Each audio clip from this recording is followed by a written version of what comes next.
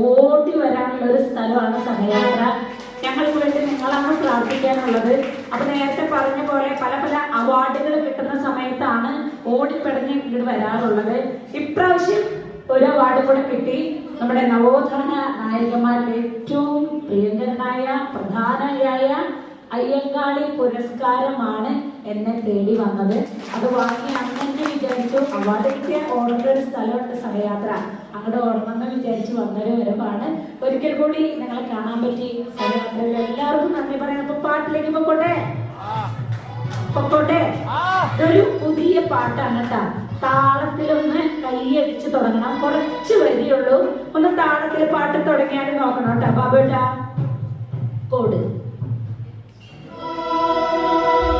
മുല്ലക്കരയിലെ വെണ്ണില ചേകേടോടെ പൊത്തിരി വെട്ടം തെളിഞ്ഞേ അന്നത്തെ അന്തിയിൽ ഞാനാ സുന്ദരി പൂങ്കൊടി പെണ്ണിനെ കണ്ടേ. മനസ്സിന് സ്നേഹമുള്ളവര് ഒരു കയ്യടി തന്നെ.